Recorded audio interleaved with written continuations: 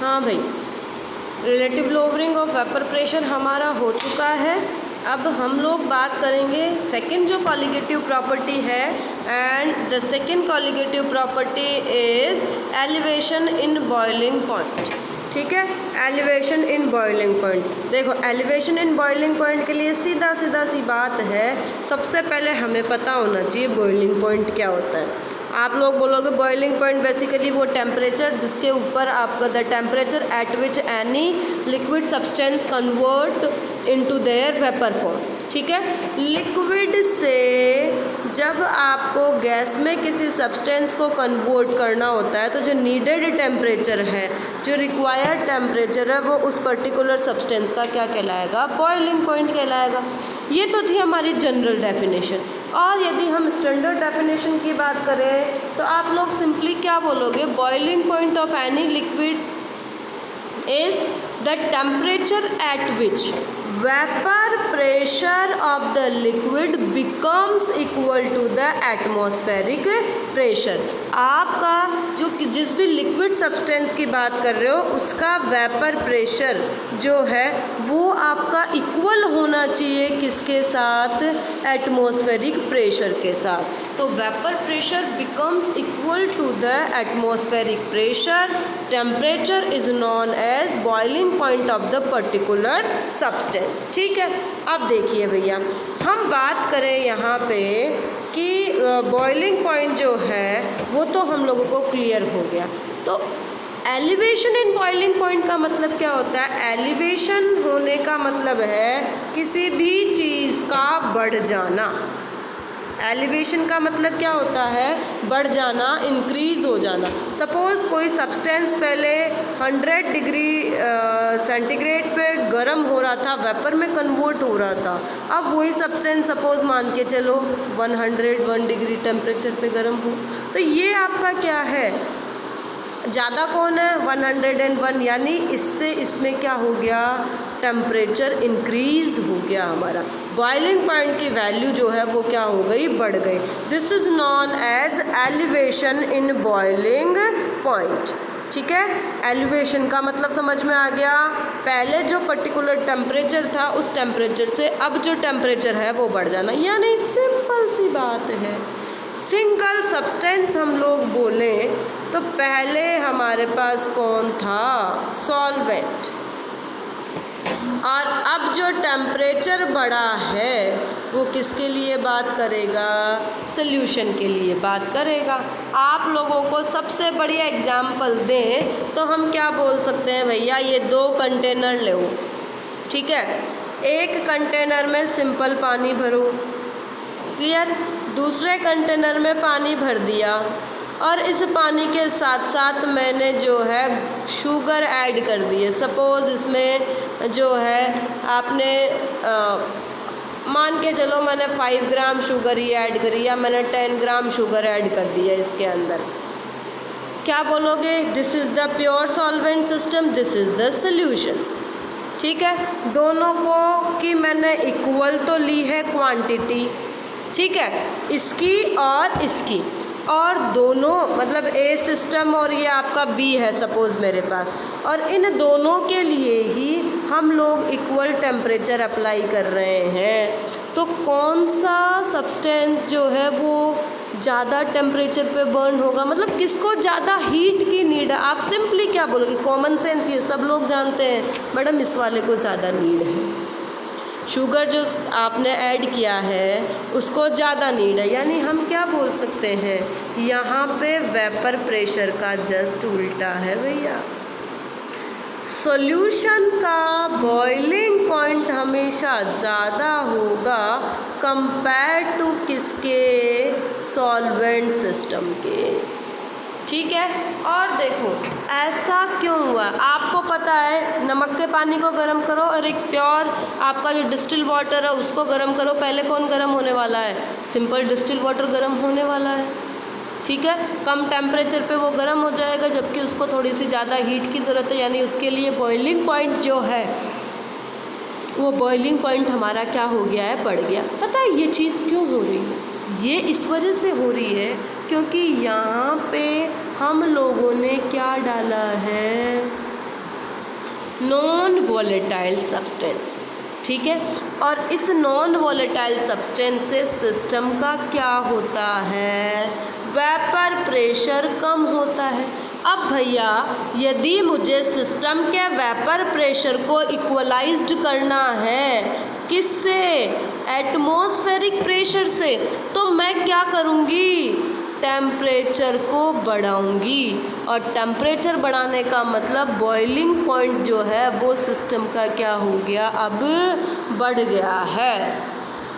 आई बात समझ के अंदर हमारे, ठीक है। तो सिस्टम का बॉइलिंग पॉइंट क्या हो गया है हमारे पास, ये बढ़ चुका है।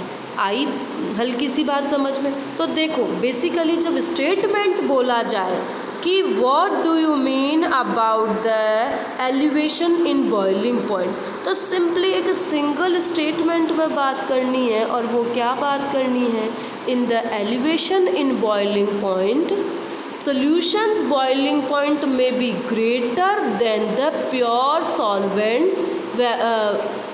solvent boiling point, ठीक है। या फिर इसको यदि कंप्लीट आप स्टेटमेंट की फॉर्म में समझाओ तो हम इसको ऐसे समझा सकते हैं, देखो कैसे, when non-volatile solute substance is added, non-volatile solute substance is added to the pure solvent, then it is observed that boiling point of the solution, ठीक है, is higher than the boiling point of the pure solvent. This is known as elevation in boiling point. किसकी वजह से हुआ, non volatile की वजह से हुआ। क्या कि बॉइलिंग पॉइंट बढ़ गया, किसका, सॉल्यूशन का बढ़ गया। किससे बढ़ गया, प्योर सॉल्वेंट से बढ़ गया। This is the elevation in boiling point, ठीक है। अब देखिए इसका रीज़न क्या है, क्यों बढ़ रहा है। रीज़न ये है जो हम पहले भी पढ़ चुके हैं, वेपर प्रेशर की वजह से, अभी जस्ट मैंने तुम्हें बताया है। Because after adding a non volatile substance vapour pressure becomes decreases, therefore solution heated at the high pressure for gaining equality to its vapour pressure and atmospheric pressure. मतलब आपको सॉल्यूशन का जो वेपर प्रेशर है उसको equalise करना है, किसके, atmospheric pressure के इक्वलाइज करना है। और जब भैया इक्वलाइज करना है और सॉल्यूशन का वेपर प्रेशर कम है तो टेम्परेचर बढ़ाओगे जभी तो क्या बढ़ेगा, वेपर प्रेशर और क्या हो जाएगा हमारे पास, बढ़ जाएगा, ठीक है। आई बात समझ में, ठीक है। That means high amount of heat will be required converting the particles into the vapour, so boiling point of the system is increases. Clear हुआ, ठीक है। अब देखिए ग्राफिकल रिप्रेजेंटेशन देख लेते हैं हम लोग वेपर प्रेशर और बॉइलिंग पॉइंट के बीच में। ग्राफिकल रिप्रेजेंटेशन जो आपको देखनी है वो किसके किसके बीच में देखनी है, वेपर प्रेशर और बॉइलिंग पॉइंट के बीच में देखनी है। अब सॉल्यूशन एंड सॉल्वेंट दोनों की बात करनी है हम लोगों को, ठीक है। तो देखो यहाँ पे ये ग्राफ है मेरे सामने, क्या कर रखा है इसमें, एक्स एक्सिस पे आपका टेम्परेचर ले रखा है उसने, वाई एक्सिस पे आपका जो है वेपर प्रेशर ले रखा है। अब आपको पता है बॉइलिंग पॉइंट का मतलब क्या हुआ, वेपर प्रेशर और एटमॉस्फेरिक प्रेशर के इक्वलाइज आ जाना चाहिए। तो ये मैंने वेपर प्रेशर की तरफ ये यहाँ पे एक लिमिट लगा दी 1 ATM, 1 एटमॉस्फेरिक प्रेशर। इधर की तरफ क्या रखा है मैंने, अपना टेम्परेचर रेंज रखा है, टेम्परेचर बढ़ता चला जा रहा है, ठीक है। यहाँ पे देखो एक है मेरे पास TB और एक है मेरे पास T, बस फ़र्क यही है, ध्यान यहीं पे रखना है। आपने क्या बोला, प्योर का दो ग्राफ आपको दिख रहे हैं, एक लाइन देखो आपको यहाँ मिल रही है, दूसरी लाइन आपको यहाँ दिख रही है, ये मेरा 1 ATM प्रेशर हो गया, ठीक है। ये दोनों लाइनें जो मेरी दिख रही है वो आपको एक दिख रहा है T और दूसरा दिख रहा है आपका TB सॉरी, और एक दिख रहा है आपको T। क्या होगा, T किसके लिए होगा, किसका, बॉइलिंग पॉइंट ज़्यादा है, आप बोलोगे मैडम सॉल्यूशन का बॉइलिंग पॉइंट बड़ा है। यानी ये जो टेम्परेचर वाली लाइन में जो आगे की तरफ है, वो आगे की तरफ कौन है? This is the T, and T that means this is the boiling point of the solution. Okay, और ये जो आपका TB है, वो TB किसको रिप्रेजेंट कर रहा है? TB represent the pure solvent system, यानी केवल पानी की बात कर रहा होगा या जिस भी पर्टिकुलर अदर सॉल्वेंट में घोल रहा है उसकी बात कर रहा है।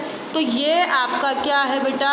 Graphical representation in which one side represent the vapour pressure and another side represent the temperature. In this graph we say that one atmospheric pressure के हमें इक्वलाइज लेके आना है। एक के लिए टेम्परेचर TB टेम्परेचर जो है वो सॉल्वेंट के लिए है, T टेम्परेचर जो है वो क्या है? सॉल्यूशन के लिए। भाई जैसे मान लो एक के लिए 105 डिग्री पे कोई चीज़ गर्म हो रही है और दूसरे के लिए मान लो 101 डिग्री पे आपकी कोई चीज़ गर्म हो रही है, तो ये आपका क्या हो गया? ये प्योर सॉल्वेंट की बात कर रहा है और ये आपकी किसकी बात कर रहा है बेटा? सॉल्यूशन की बात कर रहा है। ठीक है, अब देखिए यहाँ पे आपको एक चीज़ दिख रही होगी, डेल्टा TB है और तुम्हें सब पता है डेल्टा कब लिखा जाता है रे भाई? डेल्टा शो करता है किसको? डिफरेंस को। और डेल्टा T डिफरेंस, इसका मतलब क्या है? Difference in the temperature. एक का 105 आया, एक का 100 आया। आप बोलोगे मैडम